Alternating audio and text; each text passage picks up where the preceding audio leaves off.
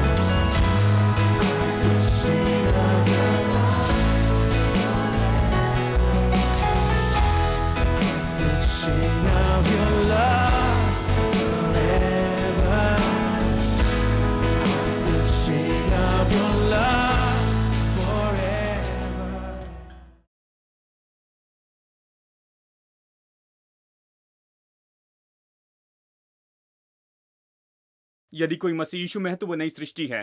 पुरानी बातें बीत गई, सब कुछ नया हो गया है। यानी आत्मा बिल्कुल नई हो गई है, परमेश्वर से जुड़ी है, लेकिन मन, हमारा प्राण, ये नया बनते जा रहा है प्रतिदिन परमेश्वर के वचन से। ये प्रतिदिन नया बनते जा रहा है। यानी आत्मा पूरी तरह नई है, मन नया बनते जा रहा है दिनों दिन, लेकिन शरीर अभी भी विश्वासी के लिए वैसे ही है। वैसे ही मतलब अभी भी वो पतन पाया शरीर है, अभी भी ये पाप की देह है। इसलिए जैसे हमने बाइबल में पिछले हफ्ते पढ़ा, शुरू के वचनों में ये कहता है ये तो पाप का शरीर है। आत्मा नई है, मन नया बनाते जा रहा है, लेकिन शरीर तो पतन पाया शरीर है, ये पाप का शरीर है। शरीर का छुटकारा नहीं हुआ। शरीर अपने उद्धार का राह देख रहा है। जब यीशु मसीह आएगा तो नाशमान अविनाशी को धारण कर लेगा, ठीक है, ये तब बदल जाएगा। यानी आत्मा और प्राण ये बदले और बदलते जा रहे हैं, लेकिन शरीर तो अभी भी वैसी ही दशा में है। तो आपको क्या लगता है विश्वासियों के लिए समस्या कहां है?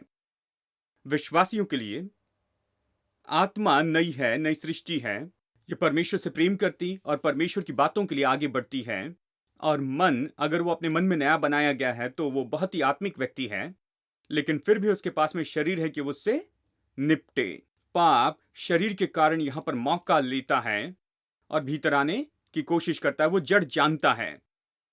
ओ विश्वास कीजिए, पाप जड़ जानता है कैसे भीतर आए।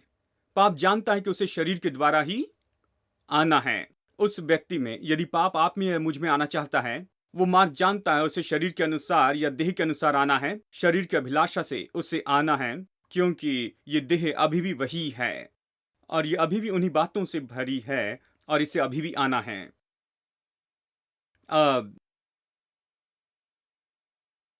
चलिए, इसे मैं पहले ही बता दूं। पौलुस एक जगह पर बताता है, मैं वो कहता है वो कहता है कि मैं अपने शरीर को अपने वश में लेकर आता हूं। क्या आपने इसे पढ़ा? मैं अपने शरीर को अपने वश में लेकर आता हूं। अब यहां विश्वासी है, वो जानता है कि समस्या कहां पर है। वो जानता है आत्मा नहीं है और शरीर नया हो रहा है, लेकिन शरीर में समस्या है, इसलिए उसे अपने शरीर को प्रतिदिन वश में लाना है। देखिए, यहां पर इस मार्ग को वो जानता है जो पाप लेता है। जब पाप भीतर आना चाहता है, वो शरीर की अभिलाषा के द्वारा आता है, इसलिए वो कहता है मैं अपने शरीर को वश में लेकर आता हूं। अब विश्वासियों की दशा है। चलिए बताता हूं कि पाप कैसे काम करता है शरीर के द्वारा। मैं किताब पढ़ रहा था कुछ समय पहले, एक मनुष्य के बारे में जो अद्भुत सेवकाई कर रहे थे और फिर वो पाप में गिर गए। उस समय जब वो सेवकाई कर रहे थे और वो बहुत ही ऊंचाई पर पहुंच गए थे, उन्होंने पाप किया, व्यभिचार का पाप किया। ये बस आधे घंटे की बात थी और ये भाई अपना सब कुछ खो बैठे, अपनी सेवकाई और सब कुछ खो बैठे। आखिरकार जेल में चले गए और उसके बाद में बाहर आए। बहुत अच्छे व्यक्ति थे और उन्होंने बहुत ही अच्छी सेवकाई की, बहुत बड़ी सेवकाई थी और वो बहुत अच्छे प्रचारक थे, बहुत ही योग्य व्यक्ति थे। लेकिन एक समस्या ने उन्हें फंसा दिया। और जब मैं विद्यार्थी था, मैं उन्हें देखा करता था और मैं बहुत ही दिलचस्पी लेता था और ये सब कुछ इतने महान व्यक्ति के साथ में कैसे हुआ, मैं उन्हें पसंद करता था, उन पर दया करता था। हालांकि उनके गिरने के बाद भी मैं उन पर दया करता था और मैं उन्हें अच्छी सेवकाई करते देखना चाहता था। तो जब उन्होंने किताब लिखी तो मैंने पढ़ा। जब उन्होंने किताब लिखी तो बताया कैसे हुआ। उन्होंने कहा वो किसी लड़की के पास में आए, बस एक दिन के लिए। किसी तरह से उनके साथ में पहचान हुई, वो एक ही होटल में थे। वो उन्हें जानने लगे और बस वो उनके कमरे में गए। कहते हैं मैं उनके कमरे में जाने के लिए सीढ़ियां चढ़ रहा था और मेरे भीतर में किसी ने मुझसे कहा कि इसे नहीं करना। जैसे मैं सीढ़ियां चढ़ रहा था, मेरे भीतर किसी ने मुझसे स्पष्ट कहा कि तुम इससे नहीं करना, इसे नहीं करना, ये गलत है, इसे नहीं करना।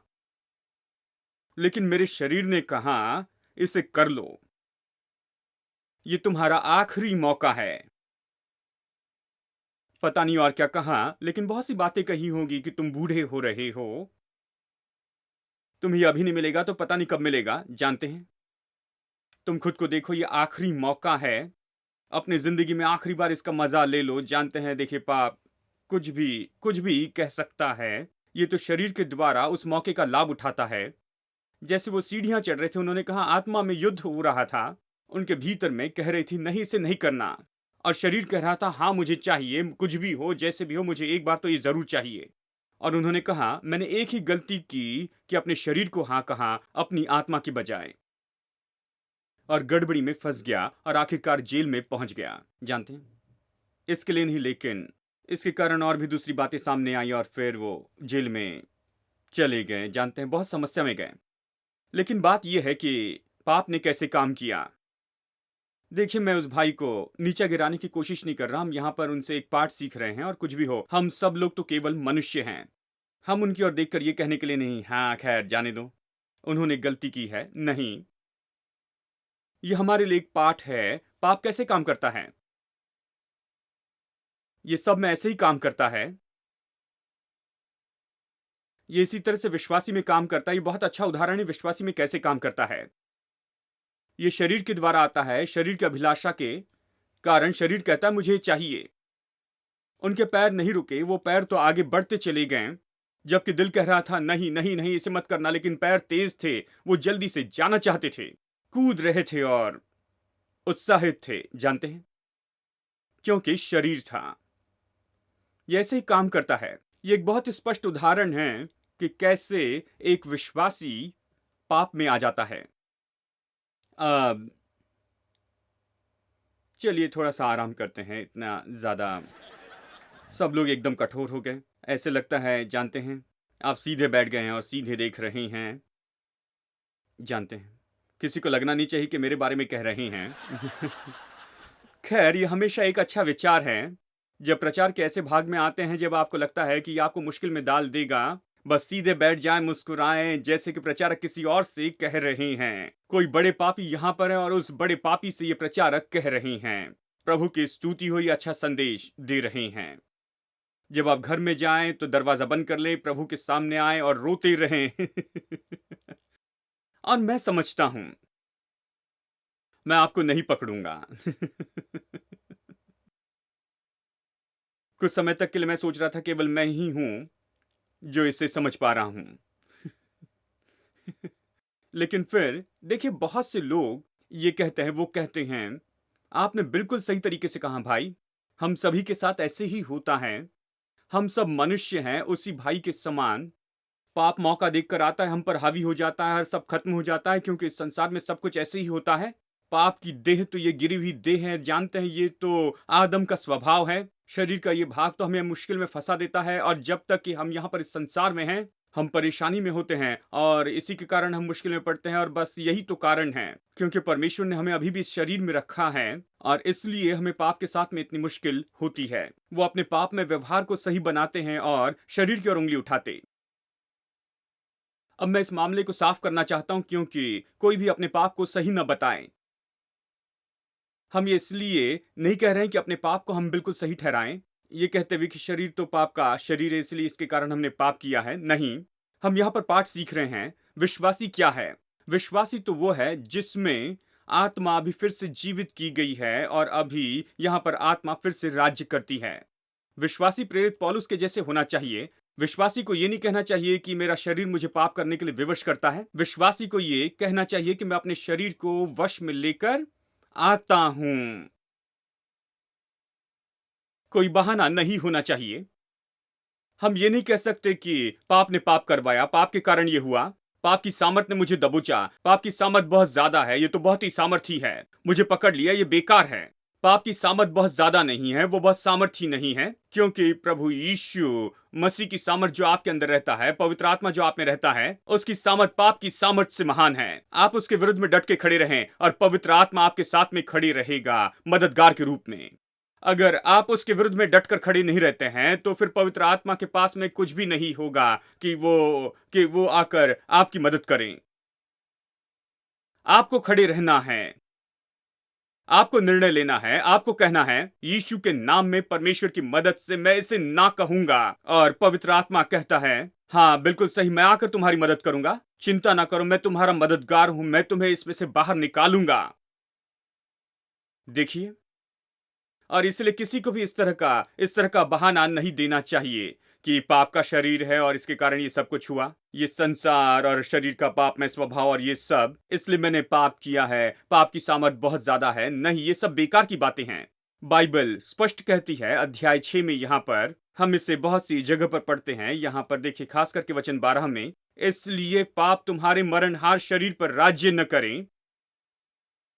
बहुत ही स्पष्ट है, इसे राज्य न करने दे मतलब आप उसे राज्य नहीं करने दे सकते। नहीं तो ये नहीं कहता कि राज्य न करने दे, वो कहता है इसलिए पाप तुम पर राज्य न करे, उसे न करने दे। अगर आप करने देंगे तो करेगा, लेकिन उसे न करने दें। आप इसे न करने दें, इसलिए पाप तुम्हारे नश्वर शरीर में राज्य न करे कि तुम उसकी लालसाओं के अधीन रहो। ये कहता है शरीर की अभिलाषाओं को मानने से आप पाप को शरीर पर राज्य करने देते हैं। इसलिए अपने शरीर में पाप को राज्य न करने दें कि शरीर की अभिलाषा आपके शरीर पर राज्य करते जाएं। पौलुस स्पष्ट कहता है, यानी यहां कोई भी सच में इसे कोई बहाना नहीं बना सकता है और कहे कि पाप ने मुझे पकड़ लिया है। जैसे एक भाई ने कहा, यह ग्लैंडुलर प्रॉब्लम है।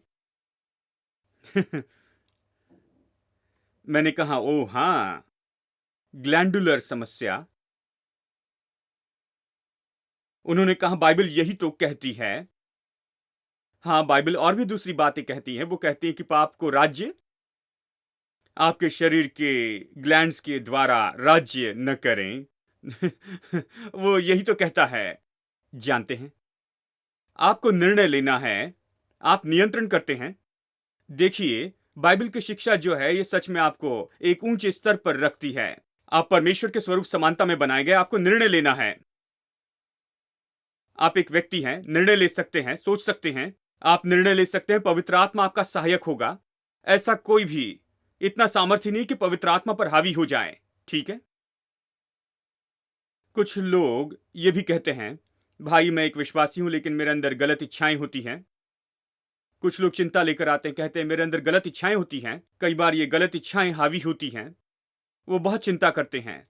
मैं हमेशा उनसे कहता हूं, केवल गलत इच्छाएं होती है या फिर उसके साथ में कुछ और महसूसीकरण होता है क्या? कहते हैं हाँ, मुझे गलत इच्छाएं होती है, लेकिन उसी समय मेरे दिल के अंदर मैं महसूस करता हूं कि ये गलत है। मैंने कहा चिंता मत कीजिए, आप विश्वासी इसलिए महसूस करते हैं ये गलत है। दो आवाज हैं, एक ये कहती है ये गलत बात, ठीक है चलो इसे करते हैं। दूसरा कहता है नहीं करना इसे, क्योंकि आप एक विश्वासी हैं। जब आप एक पापी थे तो आपने चुनाव किया बिना चुनाव के, क्योंकि आप पाप के गुलाम थे। रोमियो 7 पढ़िए। मेरे पास इसे पढ़ने का समय नहीं, लेकिन चलिए रेफरेंस बताऊं। आप इस वचन के भाग को पढ़िए, वचन 17 से 25 तक आप इसे पढ़िए, या कहिए 14 से 25 तक पढ़िए। पौलुस उसके बारे में कहता है जिसका उद्धार नहीं हुआ, और पाप के संबंध में उसकी बात बताता है। वो कैसा है? वो कहता है जो काम मैं करना चाहता हूं वो नहीं कर सकता। क्या कभी आप ऐसी दशा में रहे? एक बार फिर से दिखा रहे हैं कि आपको कुछ पता नहीं। ठीक है, मैं समझता हूं। जो काम मैं करना चाहता हूं उन कामों को उन्हें मैं नहीं कर पाता हूं, कहता है। वो कहता है मैं परमेश्वर की व्यवस्था को समझता हूं, 10 आज्ञाएं अच्छी है, वो पवित्र है, मैं उसे करना चाहता हूं। फरीसी के रूप में मैं इसे पसंद करता हूं, उसे करना चाहता हूं, लेकिन बात तो यह है कि मैं उसे नहीं कर पाता हूं। मैं इसे करना चाहता हूं, जानता हूं कि यह अच्छा है, लेकिन मैं इसे नहीं कर पाता हूं। ये गुलाम है। सच कहा ना? वो इसे करना चाहता है, लेकिन उसकी इच्छा में रुकावट होती है। वो स्वतंत्र इच्छा में काम नहीं कर सकता है। बाइबल इच्छा के बारे में एक बात सिखाती है कि एक पापी के पास में स्वतंत्र इच्छा नहीं होती है, उसकी इच्छा शत्रु के वश में होती है। केवल उद्धार पाने के बाद में आपकी इच्छा स्वतंत्र होती है। अब आप पाप कर सकते हैं या नहीं कर सकते, आप सच में आजाद हैं। तो पौलुस कहता है जो मैं करना चाहता हूं वो नहीं कर पाता हूं, जो मैं नहीं करना चाहता मैं वही तो करता हूं। यही तो पापी की केस है। मैं गुलाम हूं, कहता है। जो बातें मैं करना चाहता हूं उसे क्यों नहीं कर पाता हूं, और जो नहीं करना चाहता वही करता हूं। क्यों? उसने कहा मैंने पाया कि पाप मेरे शरीर में वास करता है। मुझ में कुछ भी अच्छा नहीं है, मेरे शरीर में कुछ भी अच्छा नहीं। पाप मेरे शरीर में वास करता है, इसलिए मैं इसे नहीं कर पाता। वो उस जगह को पहचान लेता है कि समस्या कहां है। शरीर मुझ पर राज्य करता है। मैं अपने शरीर और उसकी अभिलाषा का गुलाम हूं। मन और उसकी अभिलाषा का मैं इसी तरह से जी रहा हूं। कौन मुझे इस मृत्यु के शरीर से छुड़ाएगा? वो कहता है। और फिर वो कहता है हमारे प्रभु यीशु मसीह के पिता परमेश्वर का धन्यवाद हो जो मुझे जय के उत्सव में ले चलता है। यही कहता है। देखिए ये कहानी है एक पापी की। और फिर देखिए अध्याय 8, रोमियो अध्याय 8 वचन 10 विश्वासी के बारे में कहता है। ये कहता है यदि मसीह तुम में है तो देह पाप के कारण मरी हुई है परंतु आत्मा धर्म के कारण जीवित है। हाँ, महत्वपूर्ण वाक्य है, इसे देखिए। यदि मसीह तुम में है, विश्वासी के बारे में कहता है। देखिए अध्याय 8 विश्वासी के विवरण के साथ शुरू होता है। अतः जो मसीह यीशु में है उन पर दंड की आज्ञा नहीं है, क्योंकि वे शरीर के अनुसार नहीं वरन आत्मा के अनुसार चलते हैं। और ये सब क्योंकि जीवन की आत्मा की व्यवस्था ने मसीह यीशु में मुझे पाप और मृत्यु की व्यवस्था से छुड़ाया। रोमियो 8:1 और 2 इस तरह शुरू होता है, विश्वासी के बारे में बताता। और फिर वो और भी विवरण देता है। उसके बाद में वचन 10 में आता है और ये कहता है यदि मसीह तुम में है, विश्वासी के बारे में कहता है मसीह तुम में है तो पाप के कारण शरीर मर गया है। दूसरे शब्दों में शरीर, पाप में शरीर है, पाप के कारण शरीर परमेश्वर के लिए जीवित नहीं है। शरीर तो वहां पर पुराने पाप में, स्वभाव में है, अभिलाषा में है, पाप के कारण मरा है। लेकिन आत्मा तो जीवन है क्योंकि धार्मिकता के कारण। देखिए विश्वासी को, विश्वासी इस तरह है, आत्मा तो जीवित है धार्मिकता के कारण और शरीर मर चुका है पाप के कारण। दूसरे शब्दों में जब शरीर, देखिए परमेश्वर की बात आती है, परमेश्वर के काम करने की, ये बहुत धीमा है, मरा है, सही प्रत्युत्तर देना नहीं चाहता है, गलत काम करना चाहता है। शरीर की अभिलाषा इस पर राज्य करती है और ये पाप के कारण मर गया है। लेकिन आत्मा जब परमेश्वर की बात आती है तो ये जीवित है धार्मिकता के कारण ही। ठीक है, वचन 11, यदि उसका आत्मा जिसने यीशु को मरे हुए में से जिलाया तुम में बसा हुआ है, वो जिसने मसीह को मरे हुए में से जिलाया वो तुम्हारे नश्वर देह को भी जिलाएगा अपने आत्मा के द्वारा जो तुम में बसा हुआ है। वो कहता है जिस आत्मा ने यीशु को मुर्दों में से जिलाया वो आप में वास करता है तो आपके नश्वर शरीर को जीवित करेगा। बहुत से लोग सोचते हैं जब हम मर जाएंगे और गाढ़े जाएंगे उस समय एक दिन परमेश्वर हमें कब्र में से जिलाएगा। खैर, उसके लिए बहुत से दूसरे वचन हैं, इस वचन की जरूरत नहीं है। ये वचन तो शरीर के बारे में कहता है और कैसी आत्मा शरीर पर प्रभाव डालती है। यदि वो आत्मा जिसने यीशु को मुर्दों में से जिलाया है तुम में वास करता है तो वो शरीर को जीवित करेगा। दूसरे शब्दों में यह एक शरीर है जो अभी भी पाप का शरीर है। शरीर की अभिलाषा उस पर प्रभाव डालती है और आपको पाप में खींचने की कोशिश करती है। यह विश्वासी के शरीर की दशा है। लेकिन आपका आत्मा परमेश्वर के लिए जीवित है, परमेश्वर की आत्मा आप में वास करती है। यदि यह सत्य है तो वो आपके शरीर को भी जीवित करेगा। दूसरे शब्दों में आत्मा के कारण अब आप अपने शरीर के कामों को नाश कर सकते हैं।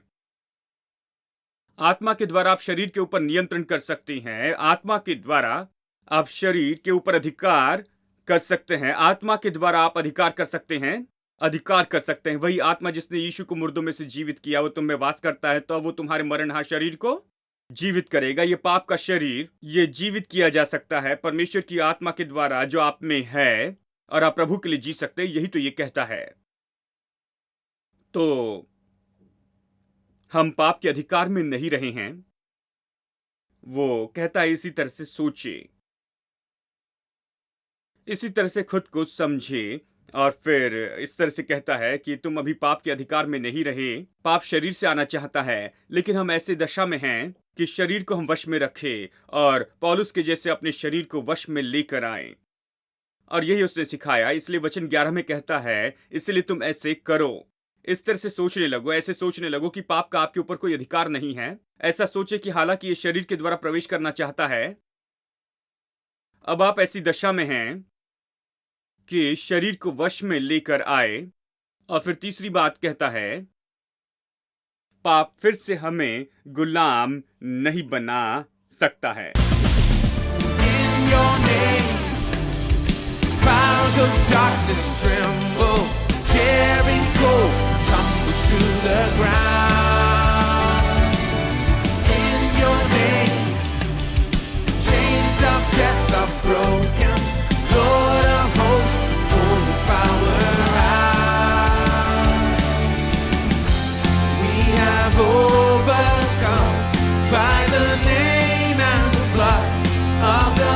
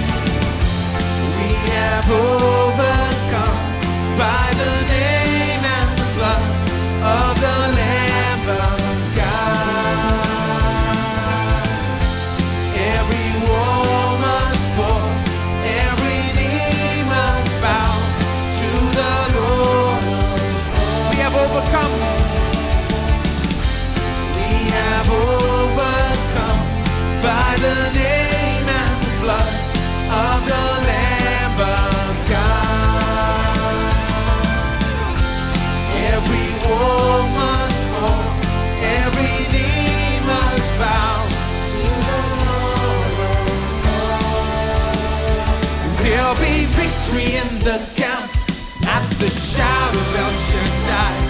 Every enemy will flee from the fire in his eyes.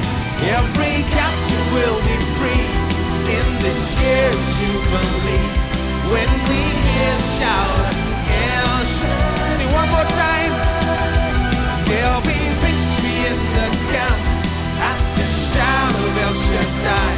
Every enemy will flee from the fire in his eyes.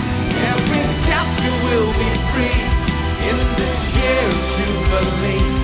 When we hear the shout of El Shaddai. When we hear the shout of El Shaddai. When we hear the shout of El Shaddai. Can you hear it?